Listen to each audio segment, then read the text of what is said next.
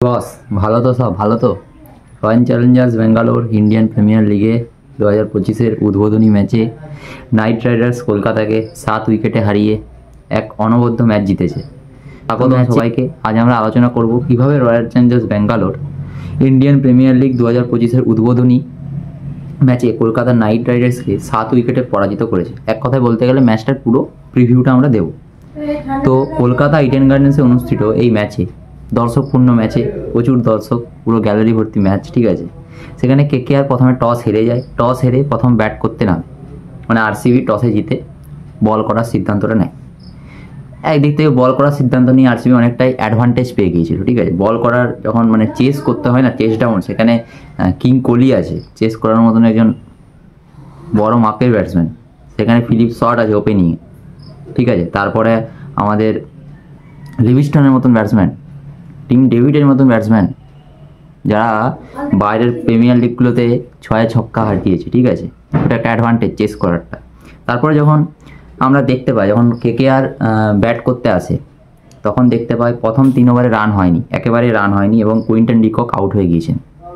কিন্তু তারপরে যেটা দেখতে পাই ভাই, গ্রাউন্ডে রাহানের ক্লাস নয়, রাহানে 4.0 এক কথায়।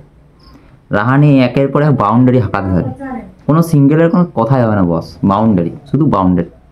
তিনি এক অনবদ্য ইনিংস খেলেন, 31 বলে 56 রান, 4-এ 4, 6-এ 6, একদম ফটাফট মারে।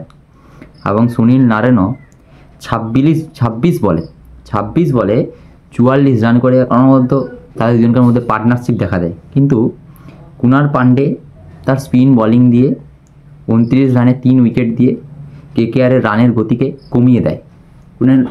কুনাল পান্ডে হার্দিক পান্ডেরই ভাই, অনবদ্য ভাই, কোনো কথা হবে না, তুমি ফাটিয়ে দিয়েছো পুরো। ফলে কেকেআর কি হয় না, ফলে কেকেআরের পরপর উইকেট পড়তে থাকে।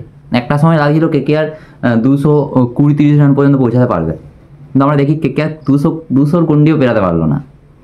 মানে আরসিবি গেমে ফিরে এলো কার মাধ্যমে না, স্পিনের মাধ্যমে। কুনাল পান্ডে পরপর উইকেট পেল, আরসিবি গেমে ফিরে এলো, ঠিক আছে। তো 20 ওভারে 174 রান করতে পারে কেকেআর, 8টা উইকেট তাদের হারিয়ে। এবারে 175 রানের লক্ষ্যে যখন বিরাট বাহিনী নামে, ঠিক আছে, ওপেনিংয়ে আরসিবির ওপেনার যখন আসে, ওপেনিংয়ে কে কে নামবে সবাই জানে, ফিলিপ সল্ট আর বিরাট কোহলি। ওকে, একজন হচ্ছে মার্কু ব্যাটসম্যান, আর একজনকে মনে হচ্ছিল Virat Kohli innings build up তো আস্তে আস্তে করে, কিন্তু আমরা অন্য খেলা দেখতে পাই। কি দেখতে পাই না, যখন মাঠে নামে ফিলিপ সল্ট 31 বলে 56 হয়, সেই খেলেছে, সেই 31 বলে 56 অনবদ্য ইনিংস। বিরাট কোহলিও কিন্তু অপরাজিত 59 রান করেন। বিরাট কোহলি আজকে একটা অন্য ছন্দে আমি দেখতে পাচ্ছি না, প্রথম বল থেকে প্রথম বলে ইনিংস বিল্ড আপে 4 মেরে দেন, তিনি থামেনি, কোনো রকমে তিনি থাকেননি। তারপরে পরপর back to back 6। Virat Kohli সেই ফর্মে আমাকে দেখতে পাচ্ছেন, বিরাট কোহলি সেই ফর্মে বস, কোনো কথা হবে না। তো বিরাট কোহলি 59 রান করেছেন এবং ফিলিপ সল্ট 56 রান করেন। আমি বলে দিচ্ছি, এই যে ওপেনিং জুড়িটা আছে, এটা দেখবে একটা ঐতিহাসিক জুড়ি হয়ে যাবে আইপিএলের শেষে, ফিলিপ সল্ট বিরাট কোহলি, কোনো কথা হবে না। তাদের 95 রানের পার্টনারশিপ, ফিলিপ সল্ট আর বিরাট কোহলি কত রানের পার্টনারশিপ, 95 রানের পার্টনারশিপ। ম্যাচটা পুরো ভাই আরসিবির দিকে টেনে দিয়েছে। তার ফলে আরসিবি কী হয় না, সহজেই 16 ওভার 2টা বলে ম্যাচ জিতে যায়, 3 উইকেট হারিয়ে লক্ষ্যে পৌঁছে যায়, মানে 7 উইকেটে ম্যাচটা জিতে গেল। লাস্টে আমরা দেখলাম লিভিংস্টন 5 বলে 15 দেখালেন। আমি তো বললাম Livingstone, Tim David, Virat Kohli, Philip salt, ঠিক আছে, যারা আরসিবির হয়ে খেলছে না। এবার ব্যাটসম্যান তো ব্যাটিং প্রচুর আছে, ব্যাটিং কোনো বছরই এমন হয়নি যে আরসিবির ব্যাটিং নেই। তো এবারে যে অলরাউন্ডারগুলো নিয়েছে, আমার মনে হয় পিক চয়েস করেছে, ঠিক আছে। লিভিংস্টন, টিম ডেভিড, মারকুন্ডে ব্যাটসম্যান, 5 বলে 20 দরকার হলে তারা করে দিতে পারে, কোনো ঠিক নেই। আর প্রচুর মারে ভাই, কোনো কথা হবে না। তো আজকের ভিডিওটা এখানেই শেষ করছি।